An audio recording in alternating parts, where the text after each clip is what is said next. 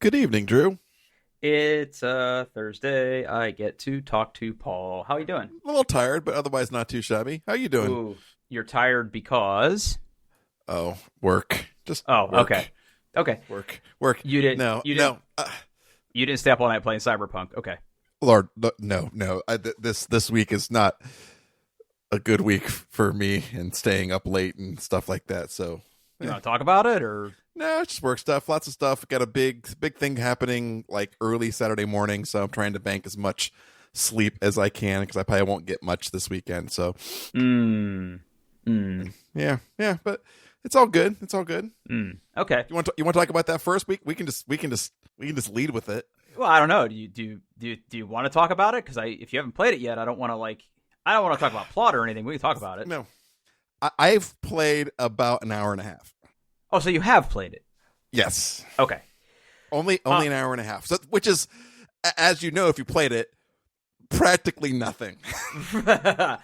Yeah. Okay. All right. So for those of you that are picking episode 79 as like the first place for you to like start with our awful podcast, Paul and I are talking about Cyberpunk 2077, which has now officially launched. We have mentioned it several times on this podcast about how we're all really, really excited for it, and the big day kind of came and went yesterday was the PC launch, and I think consoles launched at midnight last night. Yeah, midnight. Yeah. All right. So there's a couple of different things I sort of want to talk about here. Okay. How do we do this? Okay. So the game. I like the game. I'm going to say that first. I mean, so far, I like it. I like it. So again, hour and a half, but I like it. However, Okay. Okay. So I'm about 4 hours in, I think. Okay. I'm still in Act 1, which is like essentially the prologue. So what Paul alluded to here a minute ago is like the first hour is you sort of establishing your backstory, and time fast forwards a little bit, and you're kind of thrown into this world. And I just got to tell you, man, I'm totally digging the vibe of this world. Now, yeah, it is just dripping with style. It is almost like impeccably detailed. And I'm just going to say it. Like, I know that this is a Cyberpunk branded thing, and Cyberpunk is its own brand with its own terms and its own things. But you don't have to like shift your focus just a little bit to make me think, I really wish they'd make a Shadowrun game like this. I mean, essentially it is Shadowrun. Let's just be completely honest. There's so many parallels in this universe with Shadowrun, and it's the video game I always wanted, and I'm all in. Like, I'm taking my time. Like, I just sort of walk from place to place, and I'm at the point now where I also have access to my vehicle, and I've been driving that around. Driving takes a little bit of getting used to, and it's not like Grand Theft Auto where you could just run around and carjack everybody. Like, it's literally your car is a means of conveyance. The city is enormous, and I've only seen a fraction of it. And it's just really good. Like, I love the immersion. I absolutely love it. That said, there are a fair amount of bugs in the game. I've encountered a few so far. Most of my bugs are pretty benign. Like, there's a scene where you meet one of your friends and he's eating something with chopsticks. One of the most frequent bugs I encounter is when characters are holding anything like in their fingers. Sometimes they move their hands, but the thing they're supposed to be holding just kind of hangs there in space. Oh. So like apparently people love to smoke cigarettes in the year of our Lord 2077. Like literally everybody smokes, but I've seen the bug happen at least a dozen times now, where like somebody will be puffing on a cigarette and like they'll take their fingers up to their mouth and they'll take a drag, and then like they'll take their fingers away from their mouth, but the cigarette sort of hangs there in the air. It's not even hanging in their mouth, like it's hanging like where their mouth was before they moved their head as part of like their natural movements, right? And like the scene where the guy's eating something with chopsticks, like multiple pairs of chopsticks spawn. So like there was just like, it was like chopsticks all the way down on his face. Like it was. That was the scene I just got through before I stopped and came down here to talk to you. So no, I have had no bugs. Okay. No bugs. I mean, again, I'm like you. I'm enjoying this game. I'm listening to every ounce of dialogue. I'm looking around. I'm just really immersing myself because again, like you, like this, I love this stuff. Like this whole, I mean, heck, even for me, just seeing like the stylized word cyberpunk, right, and then just like closing my eyes and remembering it in red text across Cyberpunk 2020. My friend Adam got it. He's like, hey, I got this new role playing game. We should totally try it. And like, yes, like absolutely, we should. Like, it's just bringing back all those memories and the nostalgia. As far as like the game itself, like for the fact that it's a first person shooter, it sure doesn't play like one. It feels more like it's a more akin to Fallout, right? Than Totally. Anything like that. Yeah. Yeah. Like it's that very kind of style that it's a first person, but just because it was a stylistic choice, it's not twitchy. It's not, no, not the combat that I've experienced isn't great, but it's only been like maybe 10 minutes of what I played so far. Like, well, yeah. So the combat, I actually like the combat and the gunplay. There's just a lot of little nuance to it. So like, obviously being an RPG and your character sort of starting fresh, like, yeah, you can pick up a gun and start shooting people, but you're probably not going to be very great at it, right? If you've ever played a tabletop RPG where you're like a level 1 character, you can swing your sword all day. You're probably not going to hit anybody very often, and you're not going to do a ton of damage. And I think that's kind of the analog here, right? Because this is a pen and paper based universe, and the combat, I mean, it rewards skilled video game players. Like, if you are able to put the sights and click on somebody's head, it does extra damage than if you shoot them in the body. Like, that's standard video game stuff. Now, the fact that at level 1 it takes 5 headshots to kill somebody might be a little egregious, but the thing of it is that the weapons all have rarities and stats. You have stats. You can get perks that help you do extra damage to people.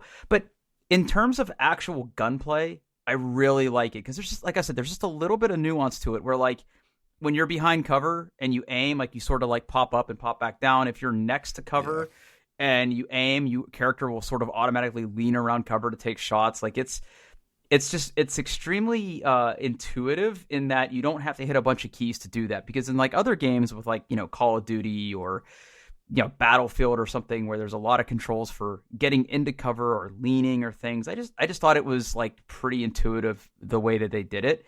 I really like the hacking aspect of the game and how you have access to like the quick hacks to do things. Like, I think that's pretty cool. I've enjoyed that so far. Yeah, the being able to like slow time down a little bit, open up the quick hack menu, do something, reboot someone's eyes so they're out of the combat for a few seconds. Yeah, that part's really good. And I love how the game, being first person, can sort of seamlessly shift between like, you controlling your person and moving through the world and shooting and driving and doing all those things to like really cinematic moments. Like there was one mission I did where you have to sort of negotiate with somebody and it ends up with guns at throats, and there's dialogue options that can sort of control what happens. But what's really fascinating to me is like, if things go bad and you get shot, like, game over. Like, you got shot in the head. Like, there's not. It's like, oh, I lost half my hit points. Time to shoot back. No, like, if you make bad choices, you're dead, right? And I think that is super cool the way it kind of flips between those things. So here's the biggest question of the hour. This game has been advertising for a long time that when you first start the game, you pick one of 3 life paths or basic backgrounds. What did you pick? I picked Corpo. I did the same thing. Damn it, Paul. Damn it. I thought for sure you were going to do like Street Kid. When I read the description, I'm like, that's Paul. That's got to be Paul. So did I. Like, the whole, like, when they first heard about him and I saw stuff in the trailer, like, dude, I'm totally going to do Street Kid.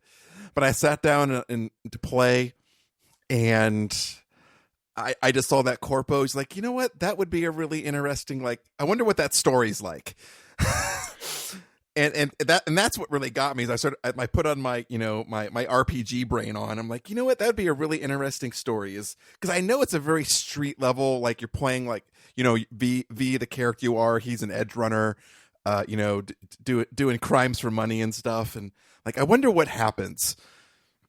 And like, I'm not to have too much spoilers, but man, like when you first start that, and the game switches into first person, and like you see your heads up display, and like there's a freaking like stock tracker in your field of view, and like, you know, your calendar kind of at the top, and like it was like, yeah, like this, like these guys get it. Like I was, as soon as I saw that, like I was hooked. Like absolutely, like they know what they're doing. They sure do.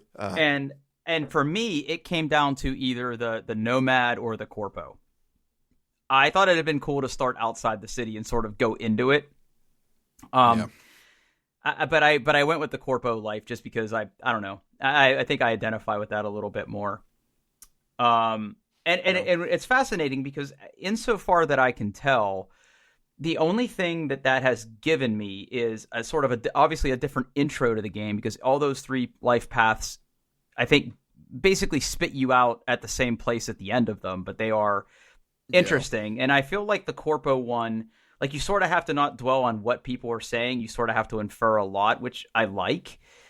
But now that I'm actually in the game, I've done a few missions now where my life path has sort of given me choices and dialogues that have led to some pretty unique outcomes.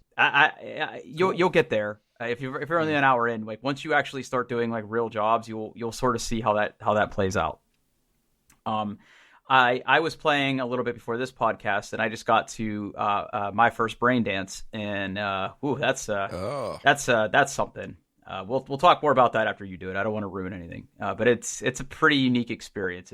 Let me just put it this way: as an editor of podcasts, I think you'll take a liking to it. I watched the trailers. Like I know I get the gist, and like I know what brain dance was from the tabletop RPG and stuff. Right? It's kind of the core, like something that's been there from the beginning. But I'm kind of curious. Like what I'm most curious about is how it fits in with the story. You'll see. I'm really excited to. Yeah, you'll see. So I kind of have an inkling of where I think it's going, and I'm like, I literally saved it right before, about 10 minutes before this call, because I used the bathroom, but I saved it like right as I'm getting ready to jump into what I assume is going to be one of the first major plot points of the game. I mean, I could be way wrong, right? But we'll see. We will see. Now, only other thing I sort of want to mention here from my end. So obviously, as somebody with a pretty high-end PC, I'm playing this on the PC. I am playing at the absolute max of the max of my settings, and I'm struggling to stay above 60 frames. Okay. Which was a little bit alarming. No, that's not true. I'm averaging between 70 and 80. There are some scenes that are heavily ray traced, especially like at night or like in a club where there's just a ton of people. I have to imagine all the neon. Yeah, like all the neon and all the shadows. Like that is.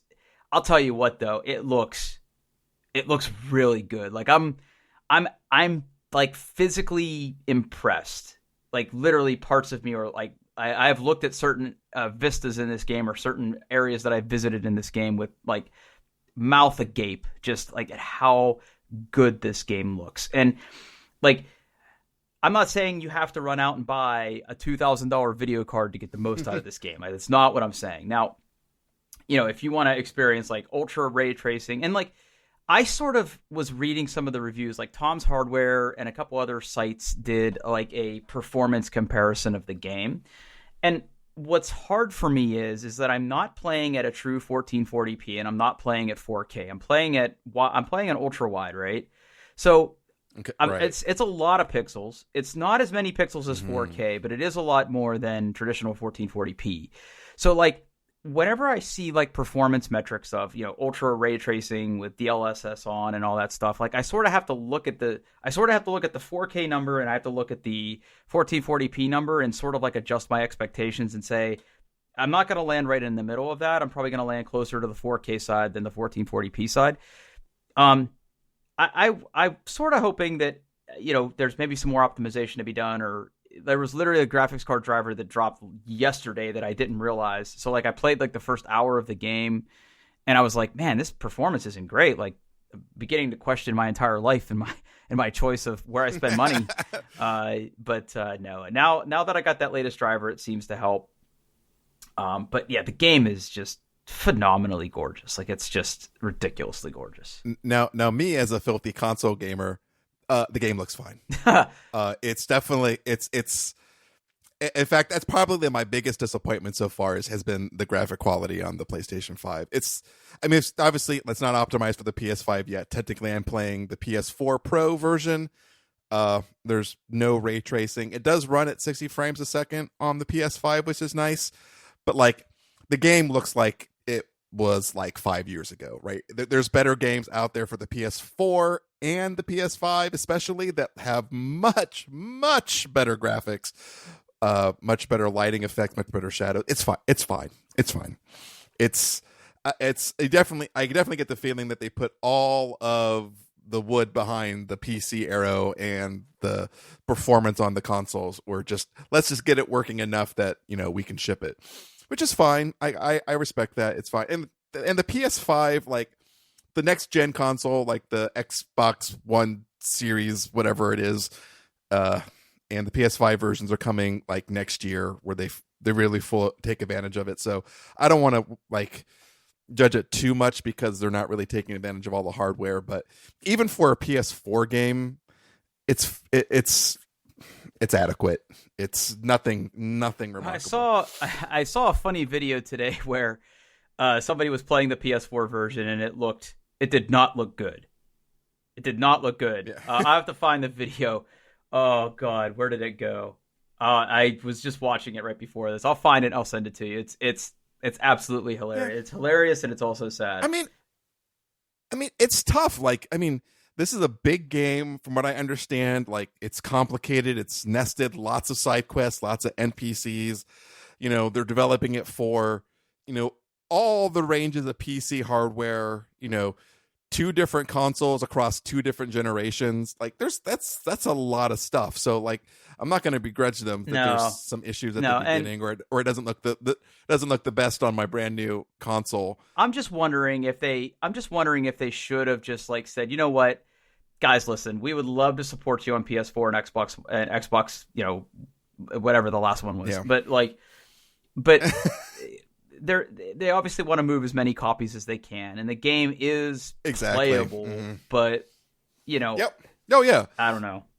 Like once I get hooked in the story, I'm not going to be caring about the graphics anymore. It's just new. I'm just paying attention to all that stuff. I'm in the same exact boat. Like I got my performance like above 60, and like occasionally I'll sort of glance in the corner because I am running like a frame rate capture type thing.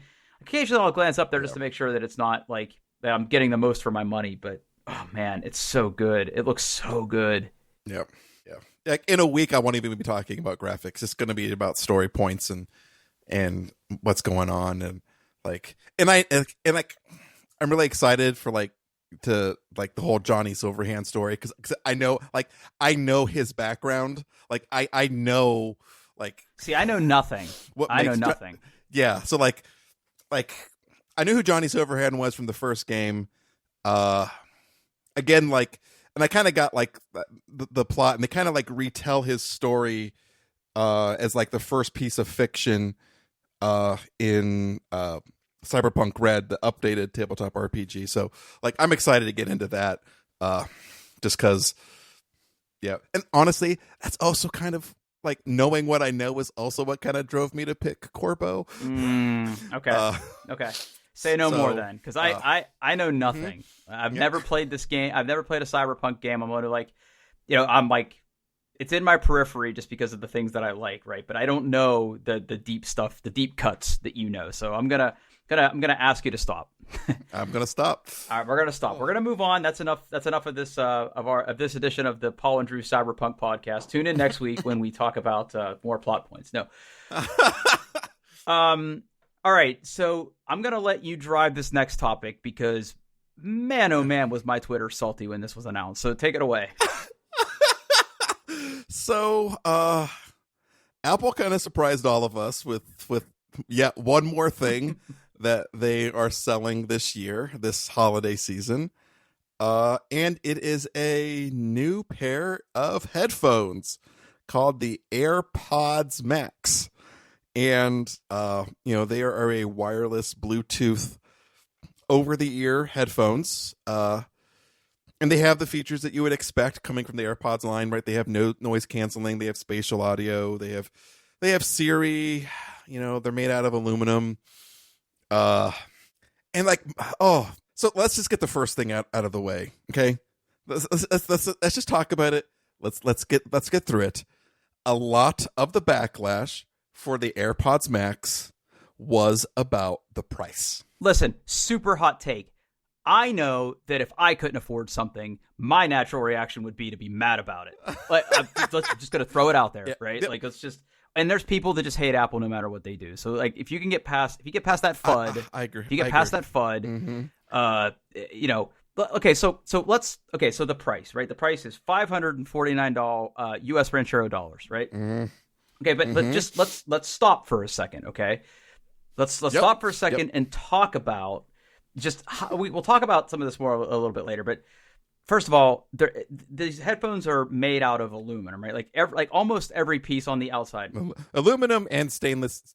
Yeah, aluminum and stainless steel. Yeah. Okay, so that right there, right? You have a significant upcharge in materials. Right now, I am wearing my Sony XM4 1000s, whatever, noise canceling headphones, which I think everybody universally agrees are perfectly capable headphones for the price. They're noise canceling. They're wireless.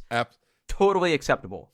They sound okay. The noise canceling is good. They sound okay. Yeah, I'm gonna get to like audio quality here in a second, but bear with me. Like those are $300 on sale. Okay, so don't tell me that you're willing to go spend $300 on a pair of headphones, but a $500 pair of headphones. Oh no, we can't have that. These things are made out of plastic. I can't tell you how the battery life is going to be. They are Bluetooth. The AirPods Max are Bluetooth too, I know, but Apple does their Apple has Bluetooth, and then there's everybody else's Bluetooth, right? I'll let you talk about that in a minute, but like, but like, yes, these are what I consider to be a step up from what you would typically buy in the Bose or Sony range for these type of headphones, right? And again, I think it's fit and finish. I think it's fit and finish you're paying for. You are paying a little bit more for an Apple product, but here's the thing. I'm not going to pretend to be a person that can tell you the difference between listening to, a pair of $100 headphones or a pair of $300 headphones. But I can absolutely tell you the difference because I own a pair of $700 headphones and $300 headphones because I go back and forth between them right now. Seated next to me, I'm picking them up and I'm banging them together on the podcast. Are my Monoprice 1070, I forget the exact model number. It doesn't say on it because it doesn't put any kind of branding on it. They are over-the-ear headphones. They are really, really nice headphones. They're almost studio quality headphones. And they sound great when you hook them up to an amp and you're listening to them. They sound way better than these Sonys. But these Sonys sound better than, $150 pair of headphones, right? So like, I almost feel like the law of headphones is that it is not a linear scale for price versus performance. It's more exponential, right? So like to get the more performance, logarithmic maybe if you're into math porn. Yeah. But like it's not like you can spend $100 and then spend $200 and get twice the performance. You're gonna get incremental performance at like 300, 500, 700, or no, 300, 700, over 1,000, right? And you and I both know, probably the definitive expert on headphones, and I think that he would probably agree with these statements, right? Yeah. He would. Yep. Yeah. I mean, you can do really good with, you can get a $70 pair of headphones and be totally fine. If you want to take the next step, you're buying an amp, you're buying, at least a $350 pair of headphones, maybe even more, maybe even a better amp. Like, you can spend as much money as you want. And like, there are gains the more money you spend. You just have to, the gains get smaller and you have to spend more money. So like, and I mean, let's be honest, like, if another company made these exact headphones, they would probably be cheaper. Apple charges more because they can.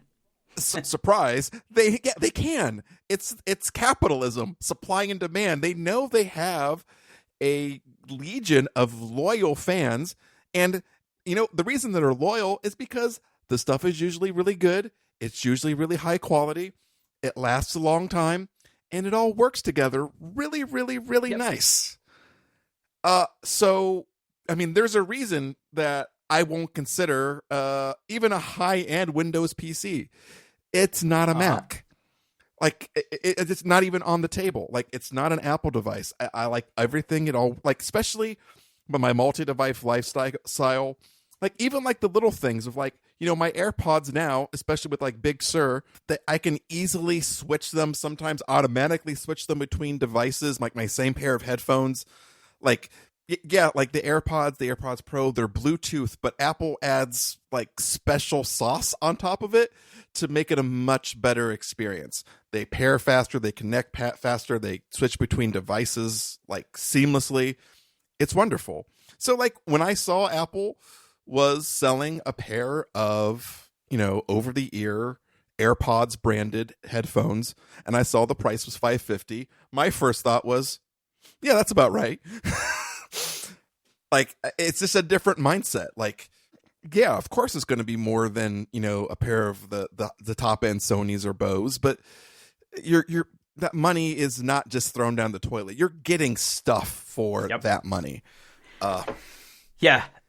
And I just want to talk about, I think if there's one feature, I mean, okay, I just want to talk about this one thing. So I have a few pair of headphones. I can look around and see at least 4 or 5 in my room right here. Drew, have you ever replaced the ear cuffs, the ear cushions on a pair of headphones? Have I ever replaced them? Yes. No, absolutely not. And part of the reason I bought these Sonys, just so you know, is these monoprice cans, as we call them in the business. You know, if you've ever spent like over $100 on headphones, you call them cans. But the ear pads on these, remember, these are over the ear headphones. They're pretty gross. Mm-hmm. Like they're starting to peel a little bit. They almost feel a little bit sticky because they're like that. I don't know what the material is, but as the years have gone by, and I've had them for about 2.5 to 3 years now, yes, they have gotten a little bit disgusting, and I would love to replace them. But Paul, tell me about that. Oh my! So I just recently replaced the ear cuffs on my beloved Oppo PM3s. And it was one of the worst experiences of my freaking life. Well, go off, King. Like I bought a pair. Like they're not the one from the manufacturer. They were supposed to be a little nicer. I watched videos online about how to remove the old ones and how to put the new ones on. And I saw like, well, that looks kind of tricky, but I think I could do it. I made a wrong mistake. I should just throw my headphones in the garbage and bought a new pair of headphones. I did get them on, but like the old ones, like, they're held on by clips and glue. And I'm like tearing them off and scraping the glue off and then trying to like, there's these plastic clips that hold this plastic ring down and you have to pull that off and kind of get the new cuffs around them and tuck them in. And honestly, I had to glue them down a little bit because they just weren't staying, which is fine because I had to tear glue off the old ones. It was awful. It took me way too much long time. It's not perfect. In fact, there's one spot where I'm noticing where it's starting to kind of come off. It was awful. It was totally an awful experience. And like I wear these headphones like every day for multiple hours per day. Like they are usually like on my head. So I thought like, you know, spending, you know, $30 on a new pair of cushions to fix them because they were getting gross and like peeling and just nasty. I figured like, okay, I spent a lot of money on these headphones. I should, you know, get the cuffs and, you know, replace them and use them more. But it was a truly, truly awful experience. And these new AirPods Max, the cuffs connect magnetically and you can buy a replacement. Now, granted, a replacement is like $70 and they're not available yet. But when you buy it, you just pull hard on the old cuff, put the new one on with magnets, and you're done. And it was that feature. Spoiler alert here. When I saw that feature, having just replaced the ear cuffs on my beloved Oppo PM3s, I was like, I'm getting these headphones. Yeah, this is you know, with this being the Christmas season and everything, for and also for reasons that I'm going to talk about here in a moment. I did not order these yet. I'm going to sort of wait and see after the first of the year if I can get a pair of these, because here's the thing. One of the main reasons I really like my AirPods that I have now is the same thing that you described. I'm constantly flipping between devices. So my AirPods, I go between my work computer. So most of my video conferences are conducted with those because I love the flexibility that the wireless gives me, and they're not like a huge thing that sits on my head, and they're just very comfortable. I use them on my work phone if I am taking a call and I'm not at home. And I also use them with my phone when, I'm just out and about and I need to take a call and I'm not in my car or whatever, right? So for me, I never bought in on the AirPods Pro because I didn't like the idea of the in-ear headphones. But as a headphone person, as a person who has bought nice headphones before, I'm very excited about these, and I will be getting a pair. Primarily for all the same reasons that I like now, plus that it's Apple, and I like the design of these. It's got like a crown that you would find on the Apple Watch for volume and things, and then it's got the noise cancellation button and all that stuff, and they just look really nice, No, like I have a pair of AirPods Pro that I've actually kind of stopped wearing because they're really starting to hurt my ears again. But the number one feature that I really like about the AirPods Pro over okay, so they're noise canceling, right? And you can block out the noise as well. But the AirPods Pro also have this feature called transparency mode, where you can leave them in, turn on transparency mode. And what it does is it basically pipes in noise from your world. So like if you're out running and you want to be able to hear a car, or you're doing your dishes and you don't want to, miss what your wife is saying for the 3,000th time, transparency mode is great. And when I saw also the AirPods Max being over-ear headphones with transparency mode, I was like, yes, I'm literally going to wear these all the time. Yes, I'm going to look like a doofus in my house wearing over-the-ear headphones, doing housework, doing the laundry, doing the dishes. But I can leave transparency mode on. I can have a comfortable, I hope they're comfortable. I'll let you know as soon as I get them. A comfortable pair of over-the-ear headphones, which I like more than anything that goes in my ear. I'm not a big fan of things in my ear. I can have a comfortable pair with good audio quality, no wire, and transparency mode. So I can, if my wife asks me a question or my kid comes down or does something, I can hear it and respond. And then I can just slip them off my head onto my neck, and it will automatically pause the music, or let's be honest, the podcast that I'm listening to, pause it for me. And like these literally ticked every button that every checkbox that I could have wanted for a pair of over the ear headphones from Apple. Now, yep. One last thing. What do you think of the case they come with? The case is ugly. Absolutely, it's hideous. Yeah. Yeah, I'm with you. I'm with you on that. So yeah, har. It looks like a purse. It looks like a bra. I get it. You're absolutely right. I'm not even so much upset about the hideousness of it. It's not a good looking case. I just wish I wish it was more sturdy, so I would feel comfortable throwing it in my lap, like in my bag, if I went to the airport or went traveling or went to a convention or something. Well, like headphones by their nature are not something that is a good shape to pack, right? So I think I knew what they were going for here, where they're trying to make them as flat as they possibly could. Like my Bose headphones come with a case, and the case is probably not as big as the footprint of this. I think they were just going for something a little more stylish and functional, and it kind of landed with a thud for me. The only other question I have for you was, what color did you get? So, it took me a grand, I don't know, hour and a half minutes. And I literally went, you can see it on my Twitter. I went from, I don't need the AirPods Pro Max to I bought them.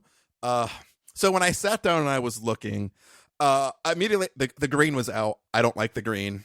The red or pink, I don't like those either. So that really left blue, the white and silver, and the black.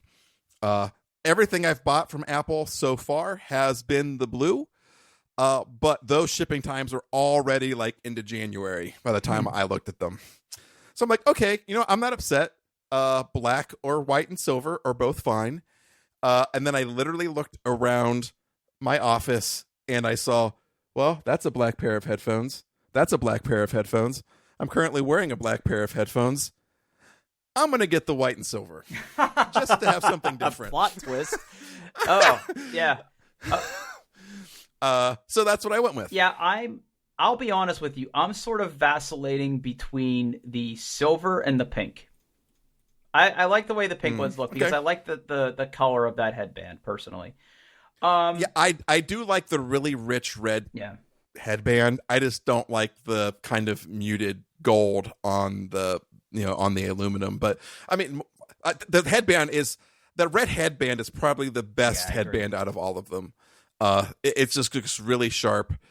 I mean, I almost did the black, but I was just like, I literally can look and I have nothing but black headphones, nothing but black. So I went into it.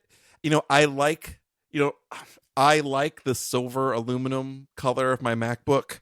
I like that. It's like, to me, Macs will always be that will be that plain aluminum. So I'm like, you know what? I'm just going to lean into it. I like white. I like silver. Let's do it. So they'll be coming next week. Yeah, I'm looking at them now, and on the Apple website, it's saying it's going to take 12 to 14 weeks shipping, pretty much any color you pick. Yeah, and I look at that again and look at like the price that they were charging them, and my thought was, you know what? There's probably some bean counter in Apple that probably went, we should have charged $50 more. Because they literally sold every one they made, and if they would have charged $600, I probably would have went. Listen, that sounds about right. And bottom it. Listen, Apple. Listen, all the people who are poo-pooing this, guess what? Apple doesn't need nor want your money. The people they're selling this to are more than happy, like myself and Paul, to buy these and enjoy them while you're stuck with your crappy headphones. It's totally fine. Like you're not so woke to this movement that all of a sudden it's okay to hate Apple. Like I got news for you. Like you're not going to change my mind, just like I'm not going to change yours. So like, all your hot takes on Twitter, like I hope they were worth it. They're a $1 trillion company. Yeah, exactly. I mean, like each of their divisions by themselves would be a healthy business for anybody else. And here's the thing, right? Like you can look at Apple's recent track record of releasing things, and they're all really, really good. I have no reason to believe these are going to be bad. Mm-hmm. People complained about AirPods. People complained about AirPods Pro. People are trying to hate on the Mac M1 Silicon. They're going to hate on these. It's fine. It's fine. Be a hater. It's totally fine. We don't care. We like nice things, and we're going to pay for them. Yep. And that's the end of that rant.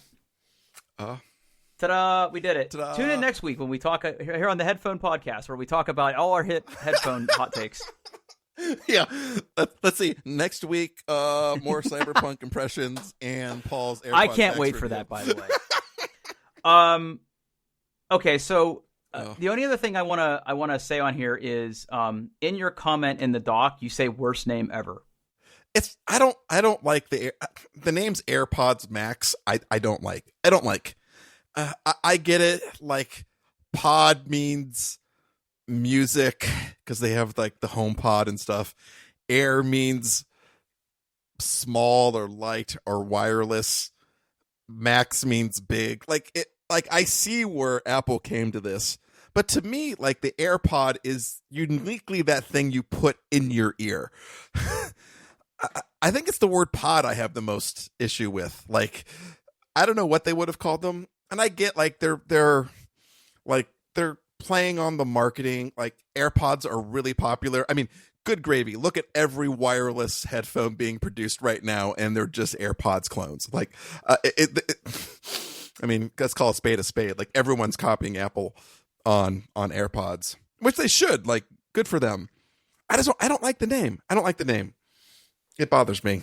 It's not good. I don't think it's good. I don't know what I would recommend them to be called, but AirPod, I don't know. I think I would have liked AirPods Studio better than AirPods Max, or I don't know. I mean, Yeah. I still bought them. I was going to say, how bad could the name be? You still bought them. All right. I just think they should have came up with a new, like, they should have called them something new. Like, even if they were just like, hey, this is the Apple headphones, like the Apple Watch. Like, just call them the Apple headphones. I think that would have been better. All right. Last topic for the podcast today. We're gonna turn this into the sleep podcast. All right. So I got a couple products I wanna quickly just kind of touch on here. So, we are now the owners of a new bed. And when we say a new bed, what I really mean is a new bed frame. So quick story here. A couple weeks ago, Rocky hurt himself. He's an older guy. You know, he's gonna be 12 in January, right? So he's an older guy. He's a Yorkie, small little dog. So, you know, the thing about small dogs are a lot of times they don't know fear and they like to jump off of things. So what we think happened was he jumped off our bed. Now the bed frame that we had before was a pretty tall bed, and we have actually what I consider to be a pretty tall mattress. Like, I think most mattresses are about like anywhere from like 8 to 9 inches in depth, right? Ours is almost like a full 12, like a full 12 with, like, you know, flaccid. Like, it is a thick mattress, right? And when it was stacked on top of the bed frame that we had, the bed frame that we had was part of a bedroom set that we purchased, I don't know, maybe 6-7 years ago. And it was like a bed that has like the drawers underneath it. So it was a pretty decent height to sort of jump from. Okay. So after, and I had been worried about Rocky jumping off of things for a while. So him getting hurt was sort of the last straw, right? So what I wanted to do is I really wanted to get a very low platform bed. And we looked around, we looked at a couple local shops, and I have a really good friend of mine who works at Wayfair who made some recommendations. And we found a couple that we really liked. But the problem is I live in a pretty small house. And the way we have our bedroom laid out today, some of these platform beds, if you've ever, like the really low ones, like the ones that are like almost on the floor, typically what they are is there's like, you know, the actual part that touches the floor. They come up like 3 or 4 inches, and then there's like a lip that goes around the bed, right? Of like the wood or the trim or whatever it is. Mm-hmm. And then the mattress sort of like sits on that. So like a couple of the ones we were looking at, like all in, like, and you don't use a box spring with them or anything. So like all in, the mattress and the bed frame, it was going to be like 8 inches off the ground. Like, it was like super low. Like, and like I don't know how I would have like stood up in the morning. You know what I mean? Like, it was so low to the ground. But we were, you know, my lady friend and I, we were completely bought into that lifestyle. We want to make sure Rocky's comfortable. Like, we're doing it for the kids, right? Like, we're gonna stay together for the kids. And we put this thing, you know, like I did the measurements, but the problem is that lip that sort of goes around that bed makes the bed have a very large footprint in terms of like it fitting in the bedroom. Okay. And then the other thing is, like, a lot of them aren't just the bed. A lot of them have like built-in nightstands, which even makes it a dicier proposition to try to fit in our bedroom and everything. Yeah. And like, even bigger in the product description, it says, the nightstands are removable, but it doesn't tell you if like the part where the nightstand is supposed to go is like finished. So like you don't have like exposed natural, you know, right. Yeah. Right. Like exposed particle board on your nice furniture, right? Like you don't, or like a giant hole. You don't want that, right? So anyway, we were looking around, and what I eventually landed on is a brand that I think advertises on podcasts. We're not asking them to do it here, but I ended up buying a bed from Thuma. Are you familiar, Paul? I have heard, but I've never actually visited their website until now. I was originally sort of drawn to this because if you go to the Thuma website, you see some young, attractive people, you know, laying on a bed, and it's from the looks of it, it looks relatively low to the ground. I think if you look at the dimensions, I think from the base of the like bottom of the bed. Let me see if it shows the dimensions on here. Hold on. I looked at them once. They have to be there again. Is it under? I think if you go to shop and you go to the bed, as it's called, right? The bed. Yeah. Materials and dimensions. Materials and dimensions. So 13 inches from the bottom of the bed to the top, like to the top lip, and the mattress sits like maybe a quarter inch lower than that. Because if you look at it, like you can see the slats that sit in there. Yeah. So like our bed, so I did the math, and I'm not like the best at math, but I did the math, and we lost about 4 inches from our bed height, which is considerable when you're talking about a little. It's still a little high. No, yeah. But it works out for Rocky, and like I said, that was sort of the main reason we did this. And I just want to quickly talk about this bed, because this bed is let me just read some ad copy. All right. Okay. Yep. I am here for this. Meet the perfect platform bed frame, thoughtfully designed and crafted to elevate any bedroom. Includes natural walnut-colored frame, pillow board, and cushion-coated slats. Supportive foam backing creates a comfortable pro lounge environment. Interchangeable and washable linen weave cover keeps things fresh. The timeless Japanese craftsman technique creates a unique blend that's naturally noise minimizing and easy to put together, while eliminating the need for excessive metal hardware. Low profile frame opens up any room. 9-inch clearance makes decluttering simple, creating a space for suitcases, winter coats, shoes, and whatever else, and rounded corners to protect the shins. Strong, sturdy, and quiet foundation strenuously tested and proven to withstand even the most rambunctious of capital B bed, capital T time activities. Slats. Wink. Slats spaced to ensure optimum mattress support and breathability. Ships free to your door in 3 boxes, designed to fit upstairs and through hallways. Assembles and disassembles in 5-ish minutes. No team or tools needed. We set out to solve the biggest problems in the bedroom. Okay, hold on. We're going to come back to that. We set out to solve the biggest problems in the bedroom by designing beautiful, functional pieces of how we live today. To make them, we seek out the world's most skilled craftsmen, identify eco-friendly resources, and cut out all unnecessary steps to deliver luxury directly to you for much less. So here's the thing.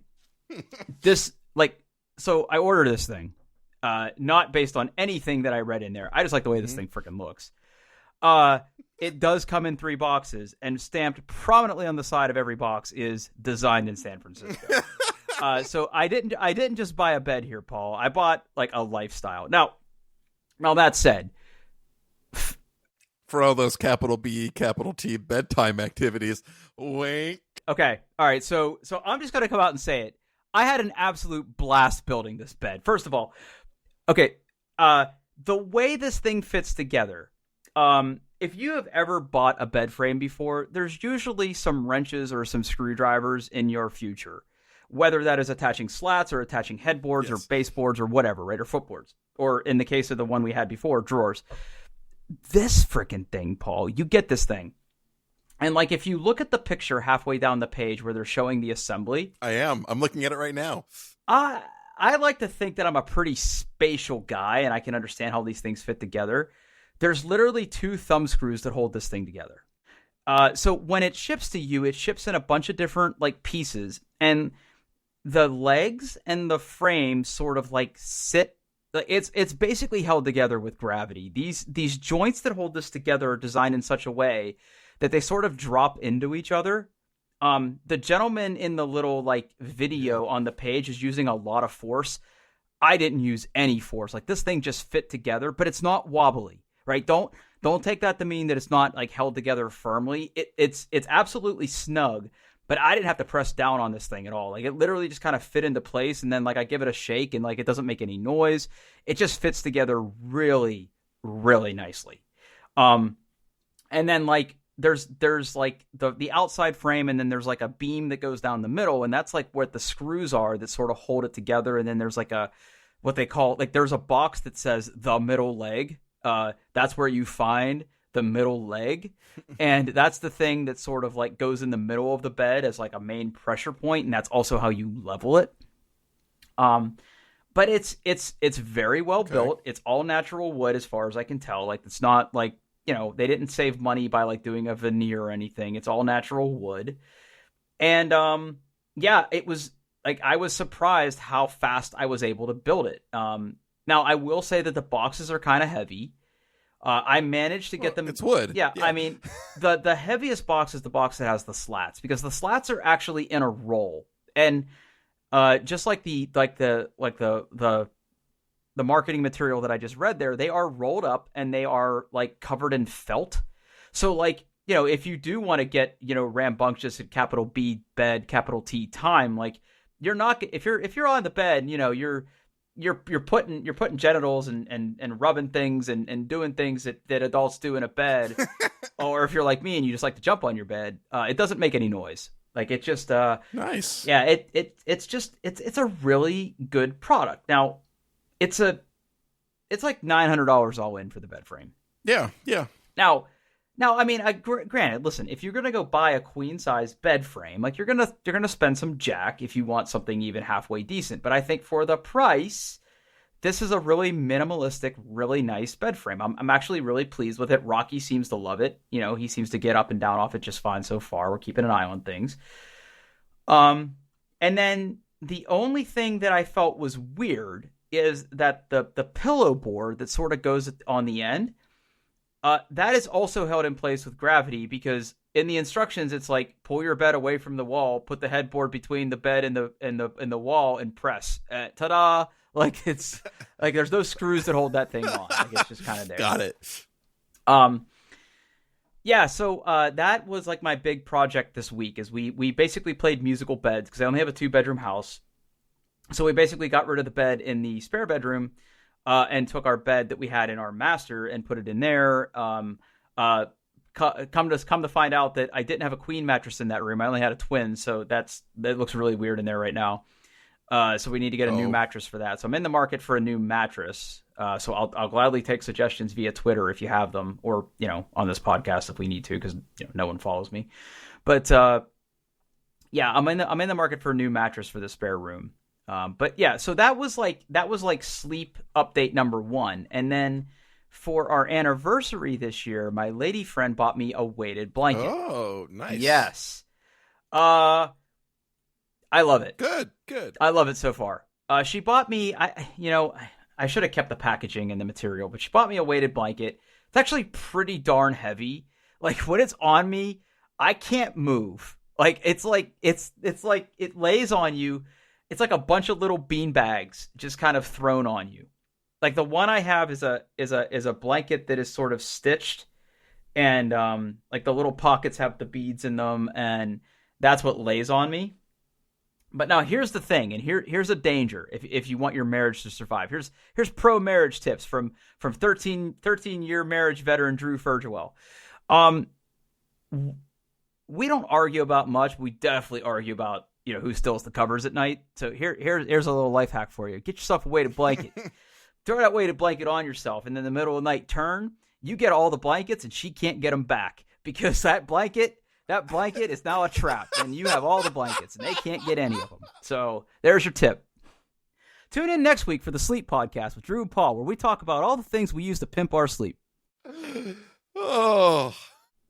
Okay, all right. I'm composed now. Woo. That's pretty good podcasting. That's good podcasting. Yeah, so those were my 2 big updates. Now, you still have your weighted blanket, right? Or did you give up on that?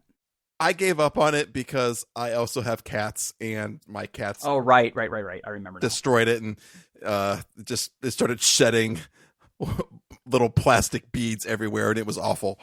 If I could find a way to... I guess the solution is just make your bed, dipshit. Yeah, you're an adult. Well, okay, all right, hold on. Let's see if you put your money where your mouth is. Do you yell at your kids to make their beds? No. Okay, well then you know what? Not. Don't make your bed. Like, nope. If it was one of those things where you're like, kids make your bed, and dad and mom don't make the bed, like that's not a good look. Like I'm not a parent, but I feel like that's probably in a book.